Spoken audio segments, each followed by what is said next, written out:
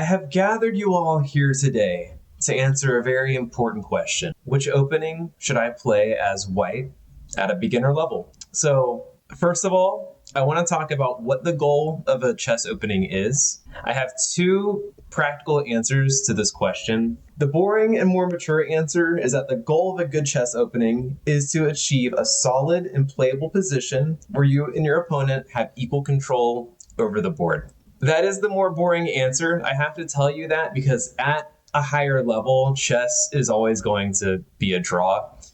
There is no like one size fits all opening that's just going to be head and shoulders over everyone else and you're going to win every game. It's just not really how that works. But I do have a more fun answer to that question. And to describe that, I want to read you a quote. You must take your opponent into a deep, dark forest where 2 + 2 = 5, and the path leading out of the forest is only wide enough for one. That's a quote by Michael Tal. He was a famous chess player known for making extravagant sacrifices, crazy moves. His games are really quite beautiful. He's an inspiration to quite a lot of people. Anyways, that quote is part of a philosophy that I would strongly encourage you to follow as someone who's trying to improve at chess and get better at the game. So basically, what we're going to do is try to get your opponent out of their opening prep as quickly and as aggressively and as pragmatically as possible. And to be honest, if you're rated anywhere between 400 and 1500, it is incredibly easy to do. So today, I'm not going to be talking about any one specific opening. So I'm not going to be talking about the London system or the Vienna Gambit, even though those are great practical openings that you can go and learn. If I were to work with you one-on-one, we could find a specific opening tailored to your play style and just focus and hone in on that. But I'm talking to a wider audience, so I have no choice but to really just give practical, broad, general advice. That's not to say that this advice isn't good. If you listen to what I'm telling you, you will improve at the game. You're going to be gaining some rating here. This is going to take some work on your end. I'm kind of teaching you how to build your own repertoire as white. First of all, I know that most of you are going to be playing on chess.com, but please bear with me. I would like you to go onto this other website. It's called Lichess. You could either sign up on your phone or I prefer using it on a computer. Lichess has a really powerful tool that analyzes hundreds of millions of games, and we're going to be using that tool as guidance to try and help us make informed decisions on what openings that we're going to be playing. Oh, sorry, I got a little lost in the sauce there. I know that a lot of you like playing on chess.com. I'm not asking you to leave chess.com, okay? You can keep playing on there. I'm only asking that we make an account on Lichess just for this one specific tool, okay? So what we're going to do is we're going to go up to Tools and then go to Analysis Board. So once we have this analysis board pulled up, I want you to look for the little book icon in the bottom right-hand side of the screen. If you're on the app and you're on your phone, it'll be 3 little white lines. It's on the top left-hand corner of your screen.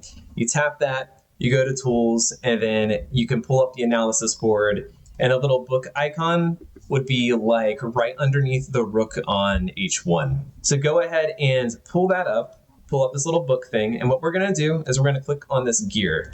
Okay. All right. So after you click on the little book icon on your PC, it'll bring this up. What you want to do is click on the time control that you mostly play. For Blitz, it's going to be this fire icon. For Rapid, it'll be the bunny. Now, the rating system for Lichess is a bit different from chess.com's. So if you're rated somewhere between 800 and 1,000 on chess.com, I want you to click on this right here, 1,200 to 1,400, okay? I would imagine that's where most of you are roughly rated. If you're between 1,000 and 1,500 chess.com, I want you to go ahead and unselect these two and click on these, okay? We're still going to be using the same method for analysis either way, but just the rating levels, the level of play is going to be a bit different. So now we have our settings all kind of set up. Now we're really getting into the good stuff here. This is really fun for me. In this corner, I'm going to tell you just kind of what's going on, how to read this. So in the bottom corner down here, we can see all the moves that have been played using the selected rating range and the time controls. This is extremely powerful. What this is like taking an open notes test with like a cheat sheet right in front of you. It tells you exactly everything that you need to do.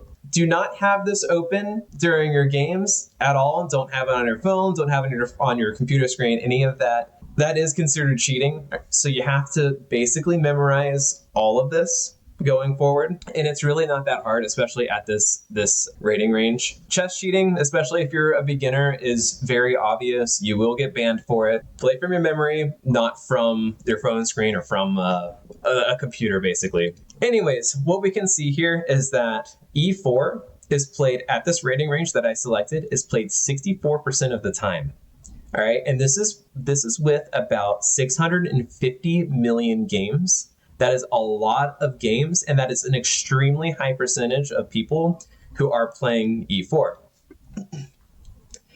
There's some problems with that. If we're going by the philosophy of chess being like, you want to take your opponent into like a deep dark forest, you don't want to start with the most common move that black is seeing all the time. Because black, your opponents are playing games just like you are. They're trying to get better, trying to improve. They're so used to seeing this, they're expecting it right off the bat. So let's also look at win rates over here.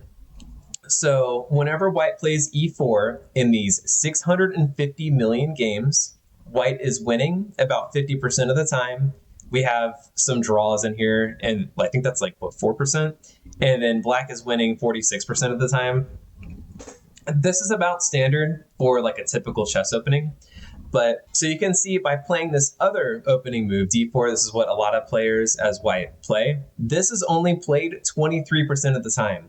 That is a massive difference compared to E4.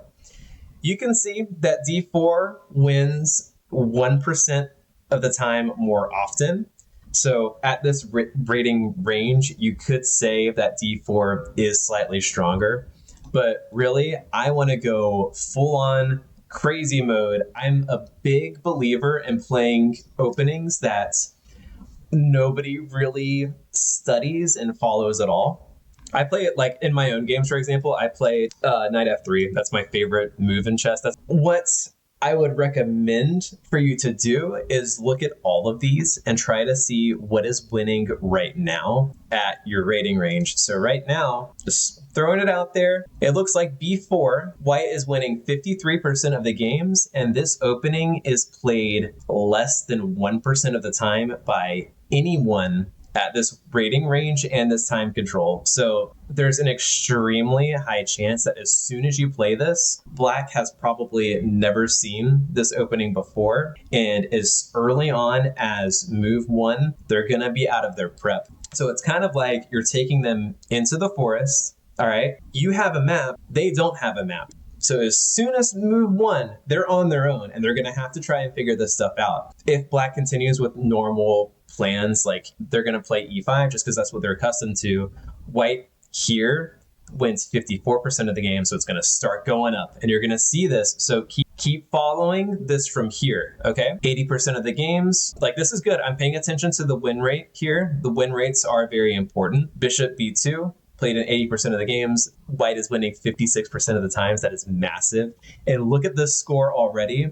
In most of these positions here, white is winning games. And all you had to do is just memorize a couple of moves. So, okay, start from here and pay attention to what black's most common moves are. So most of the time they're going to play E5. Most of the time they're going to play D5 as like a second follow-up. E6 is also up there, but really, all you have to do is memorize 2 or 3 moves.